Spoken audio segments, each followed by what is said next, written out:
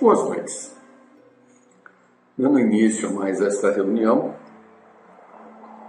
vamos aproveitando essa oportunidade para elevarmos os pensamentos a Deus, a Jesus, fazendo a prece que Ele nos ensinou. Pai nosso que estais nos céus em toda parte, santificado seja o seu bendito nome. Venha a nós teu reino de paz, de amor e de fé. Que seja feita a tua vontade sobre os nossos desejos, aqui na terra como em todos os pontos do universo. O pão do corpo e da alma dai-nos hoje e sempre. Perdoa, Senhor, as nossas dívidas, assim como perdoarmos aos nossos devedores. Não nos deixeis cair em novas tentações, mas livra-nos do mal que existe dentro de nós mesmos. Porque é teu reino, o poder, a glória, a justiça, a esperança e o amor para todos sempre. Que assim seja. Bem, segundo vamos aproveitar e fazermos uma pequena leitura sobre o capítulo 18 do Evangelho segundo o Espiritismo, muitos os chamados e poucos os escolhidos. Os que dizem Senhor, Senhor. Nem todo o que diz Senhor, Senhor entrará no reino dos céus, mas sim o que faz a vontade de meu Pai, que está nos céus. Esse entrará no reino dos céus. Muitos me dirão naquele dia, Senhor, Senhor, não é assim que profetizamos em teu nome, e em teu nome expelimos os demônios, e em teu nome oramos muitos prodígios? E eu então lhes direi, em uma voz bem inteligível, pois eu nunca vos conheci, apartai-vos de mim, os que obrais a iniquidade. Mateus capítulo 7, versículo 21 a 23. Instruções dos Espíritos, item 9. Todos os que confessam a missão de Jesus dizem, Senhor, Senhor. Mas de que vale chamá-lo Mestre ou Senhor quando não se seguem os seus preceitos? São cristãos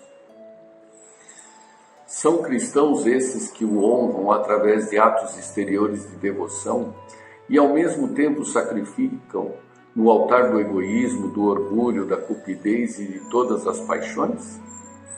São os seus discípulos esses que passam os dias a rezar e não se tornam melhores, nem mais caridosos, nem mais indulgentes para com seus semelhantes? Não, porque a semelhança das formas podem impor-se aos homens, mas não a Deus.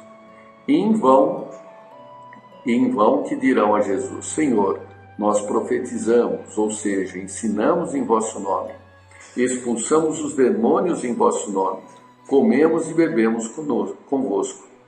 Ele lhes responderá, não sei quem sois, retirai-vos de mim, vós que cometeis iniquidade, que desmenti as vossas palavras pelas ações, que caluniais o próximo, que espoliais as viúvas e cometeis adultério.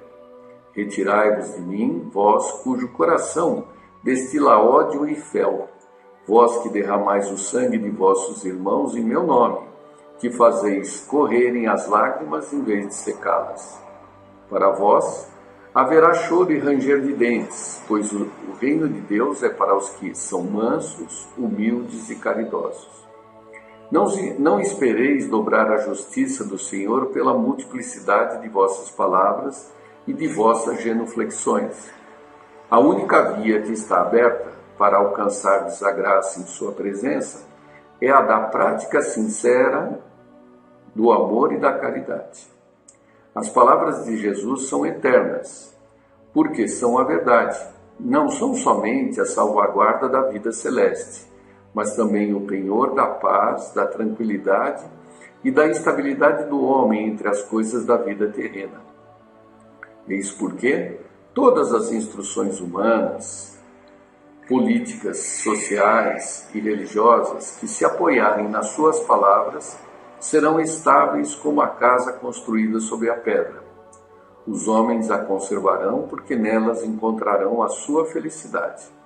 Mas aqueles que apoiarem na sua violação serão como a casa construída sobre areia. O vento das revoluções e o rio do progresso as levarão de roldão.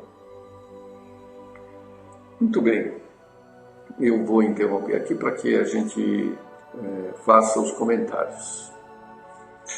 A respeito desse trecho do Evangelho, é importantíssimo para nós espíritas, né?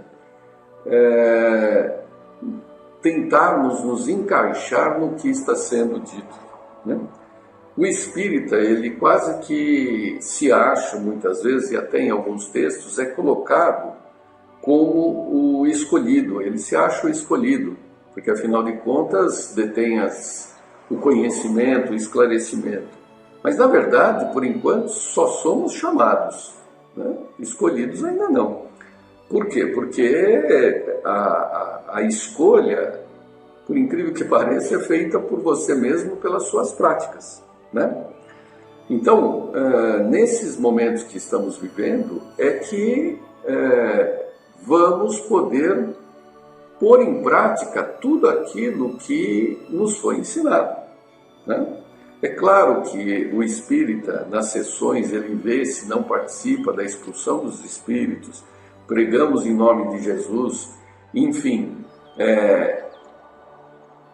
na apresentação nos colocamos como cristãos. Porém, agora, nesse momento de reflexão, nesse momento de parada, nesse momento em que a roda da fortuna travou, né?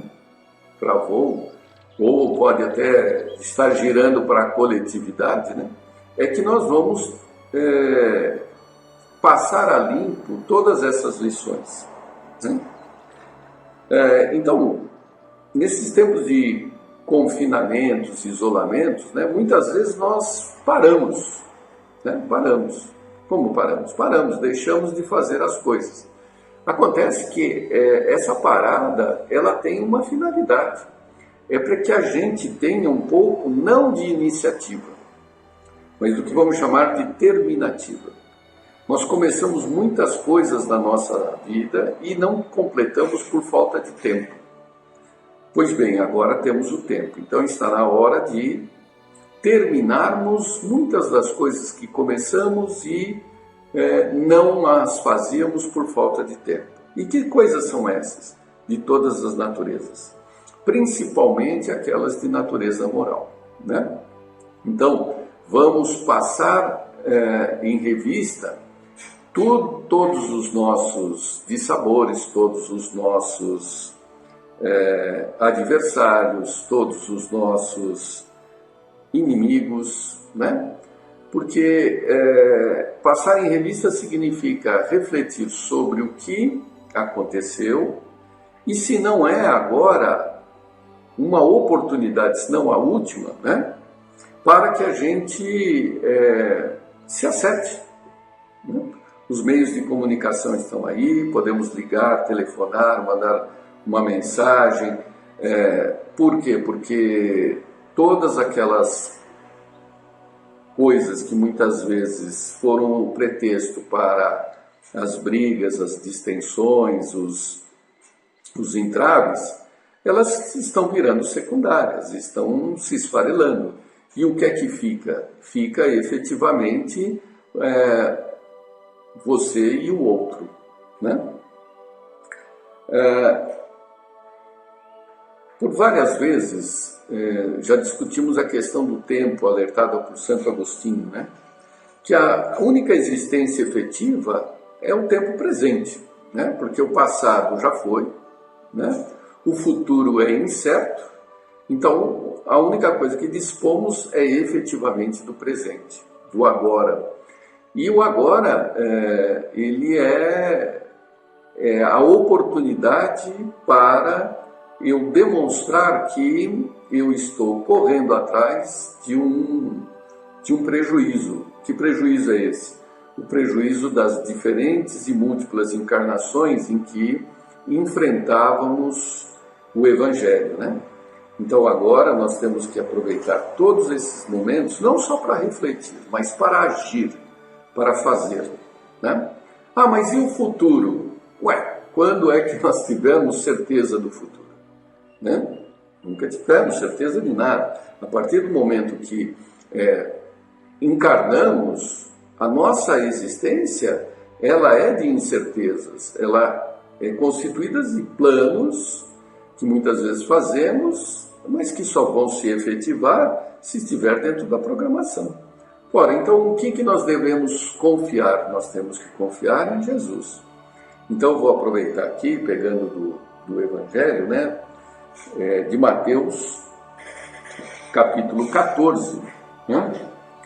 A fé nos momentos difíceis. Então, do versículo 22 ao seguinte: logo em seguida, Jesus obrigou os discípulos a entrar na barca e ir na frente, para o outro lado do mar, enquanto ele despedia as multidões. Logo depois de despedir as multidões, Jesus subiu sozinho ao monte para rezar. Ao anoitecer, Jesus continuava aí sozinho. A barca, porém, já longe da terra, era batida pelas ondas, porque o vento era contrário. Entre as 3 e as 6 da madrugada, Jesus foi até os discípulos, andando sobre o mar.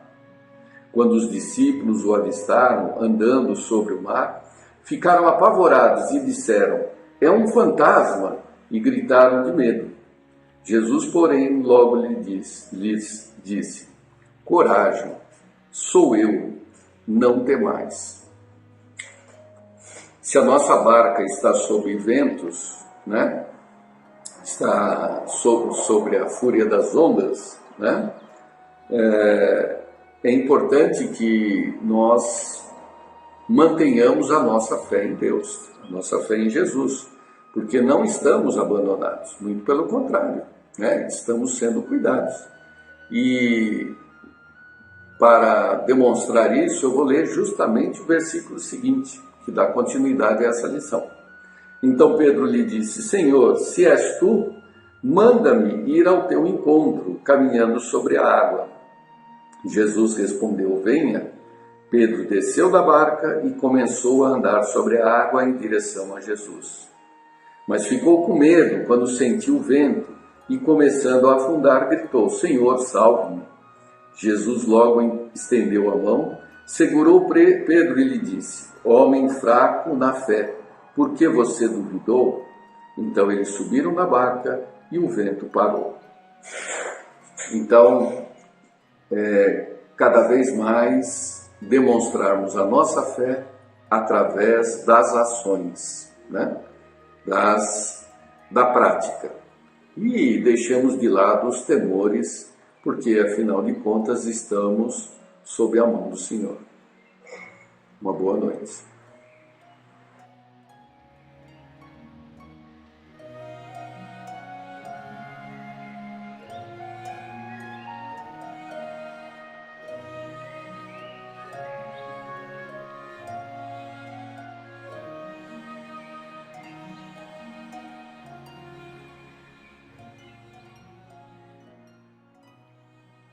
Boa noite a todos. Mais uma vez estamos aqui na segunda-feira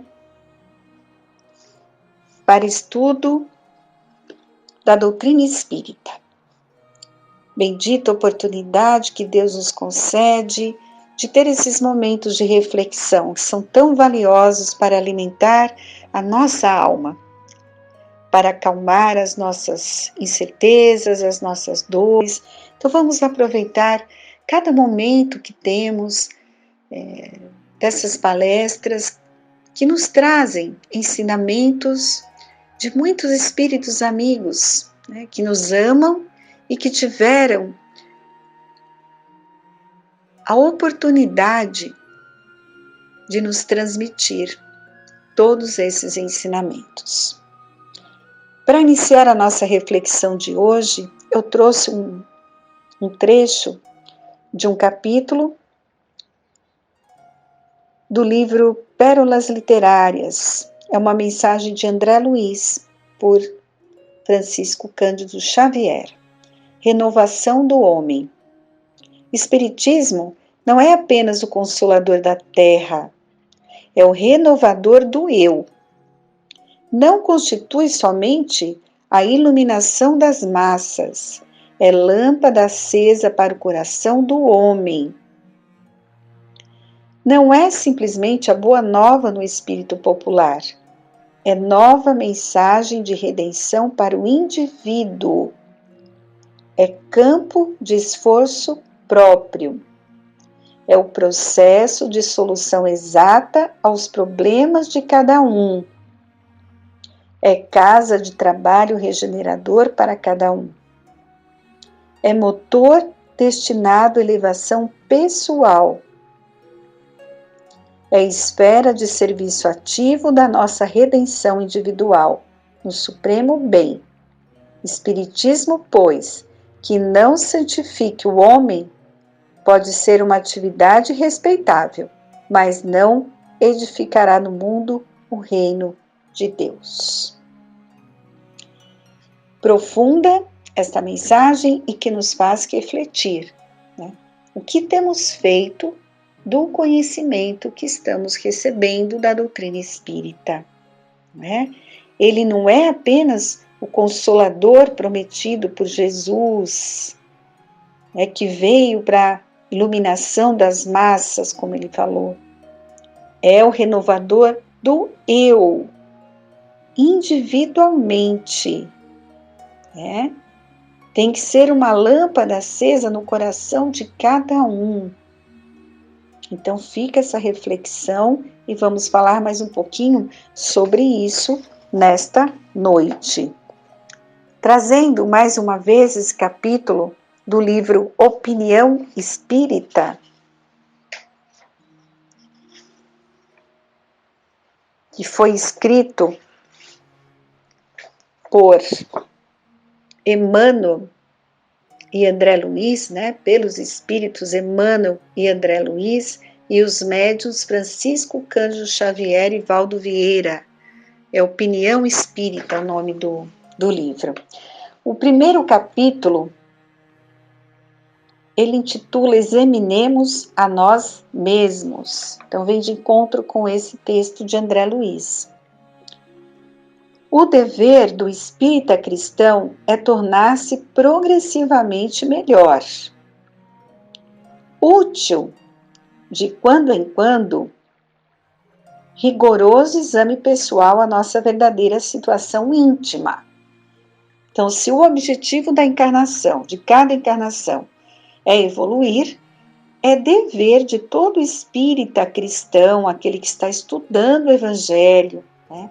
Está conhecendo toda essa literatura tão rica, informações que milhares de espíritos benfeitores nos trouxeram. Então, o dever de todos nós é tornar-se progressivamente melhor. E de quando em quando a gente tem que fazer um rigoroso exame pessoal. Como é que está em mim essa transformação moral, não é mesmo? E aí ele coloca que espírita que não progride durante 3 anos sucessivos permanece estacionário. É interessante, né, que a espiritualidade resolveu colocar um tempo aqui, 3 anos, que não é pouco. Né? Quantos dias são aí? Mais de 1000 dias, né? Então, se durante todos esses dias, durante todos esses anos, nós não progredimos nada, continuamos a ser a mesma pessoa, algo está errado, a gente está estacionado. Não estamos interiorizando e nem se esforçando por colocar em prática os ensinamentos. E aí, como sempre, a parte filosófica da doutrina, começam-se os questionamentos. Então, é muito importante fazer esses questionamentos. E ele aqui vai nos fazer várias perguntas que exigem respostas. E quais serão as respostas que vamos dar para essas perguntas? Vamos ver. Testa a paciência própria. Estás mais calmo, afável e compreensivo? Boa pergunta, né?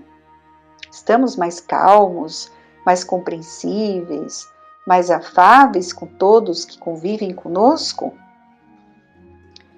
E no lar?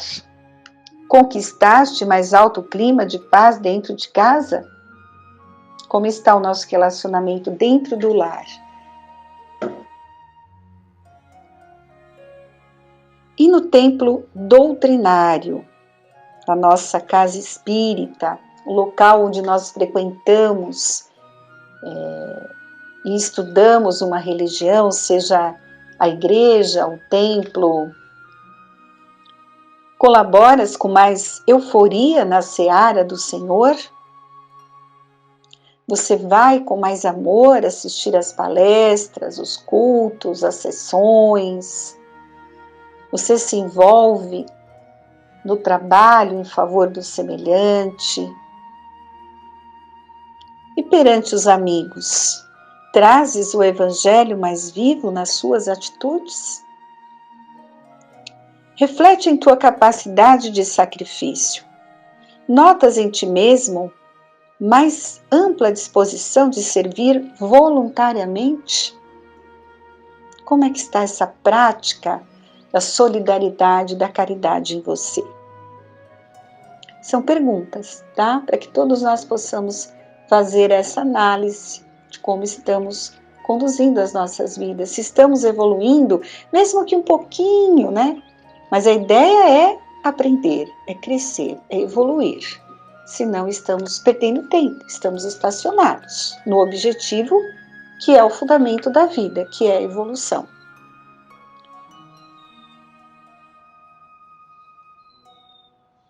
Vamos questionar quanto ao próprio desapego.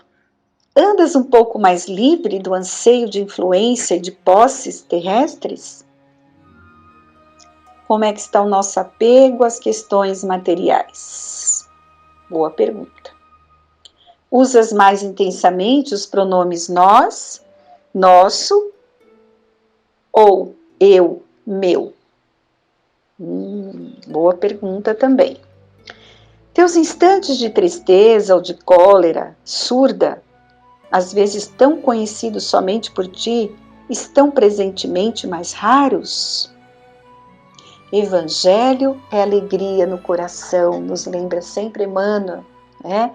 Então, se eu estou interiorizando os ensinamentos de Jesus, se eu estou me aproximando de Deus, desenvolvendo a minha fé verdadeiramente, meus instantes de tristeza ou de cólera, eles têm que diminuir. Não é que não vão surgir, vão acontecer em determinados momentos por causa da nossa imperfeição, a nossa fé ainda está em construção, não somos fortalecidos o suficientemente para combater essas emoções imperfeitas que invadem o nosso coração, mas elas têm que diminuir, né? Até chegar o momento de que não sentiremos mais. Diminuíram-te os pequenos remorsos ocultos no recesso da alma? Como é que está esse sentimento do remorso em seu coração? Da culpa, né? Lembrar sempre que se erramos. Lembrar da frase do nosso querido Chico, né? Que não tem como voltar atrás e fazer um novo começo. Mas todos nós podemos começar agora e fazer um novo fim. Então, se trazemos ali, infelizmente, na nossa bagagem, uma escolha infeliz que fizemos, paciência, não tínhamos o esclarecimento que temos hoje. Então, vamos olhar para frente, pedir a Deus que a gente possa corrigir isso da melhor maneira e não guardar sentimento de culpa no coração.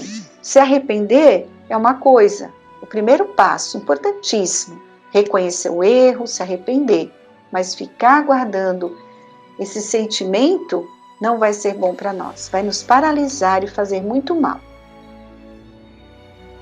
Dissipaste antigos desafetos e aversões?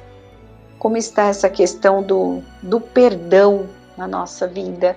A gente fica guardando rancor, não consegue perdoar, isso nos faz muito mal. Estudas mais profundamente a doutrina que professas? Estamos estudando verdadeiramente o Evangelho, no nosso caso, o Livro dos Espíritos, a questão da mediunidade, tem que ser ampliado esse estudo, né? A gente não pode ficar na mesma situação durante toda a encarnação, é aos poucos, mas ela tem que ser permanente. Entendes melhor a função da dor? Sabemos que a dor é uma alavanca, faz parte da nossa evolução, então não é castigo de Deus. A dor, ela chega por alguma razão, e nós temos que tirar as lições que ela está nos propiciando ali naquele momento. Auxilia aos necessitados com mais abnegação? Tens orado realmente? Teus ideais evoluíram? Tua fé raciocinada consolidou-se com mais segurança? Tens o verbo mais indulgente, os braços mais ativos e as mãos mais abençoadoras? Nossa, quantas perguntas importantes, não é, gente? Durante todo esse tempo que já vivemos, que o tempo está passando rápido, nós temos feito isso, auxiliando as pessoas com mais abnegação. Meus ideais evoluíram, a minha fé.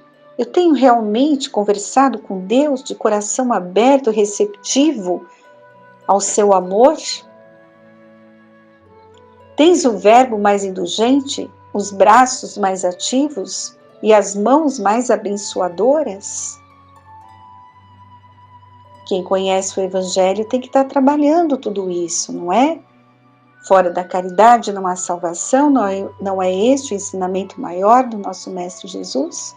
Então meus braços têm que estar mais ativos, trabalhando, as minhas mãos abençoando, não criando situações dolorosas, o verbo mais indulgente, compreendendo a dificuldade, procurando diálogo. Evangelho é alegria no coração, como eu falei, né?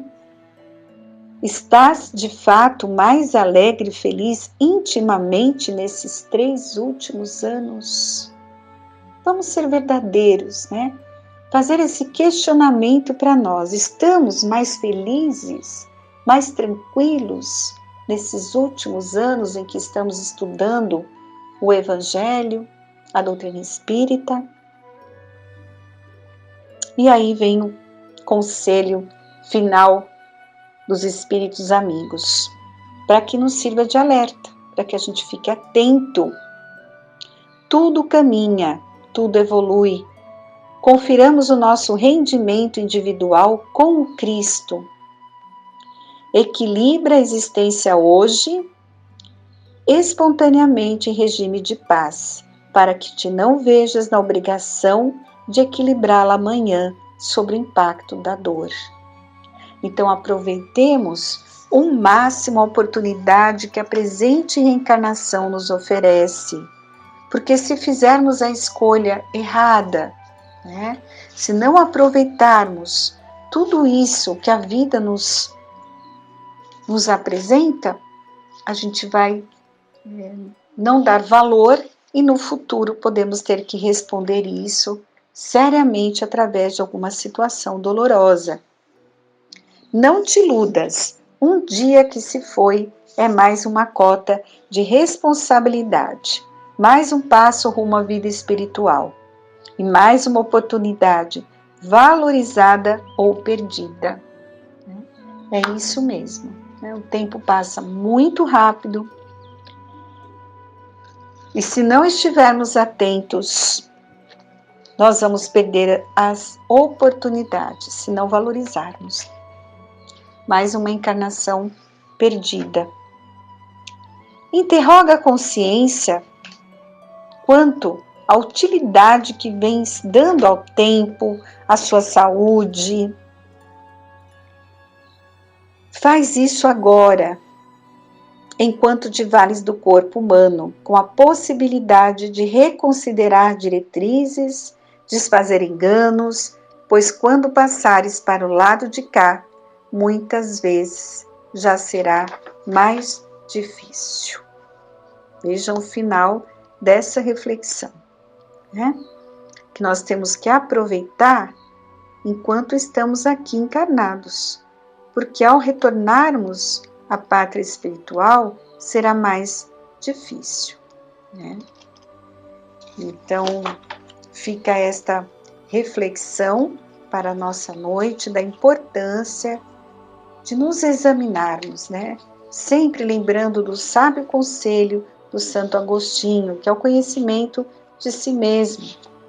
Ele nos orienta, né? Nos dá esse conselho de que nós temos que examinarmos a nós mesmos, né?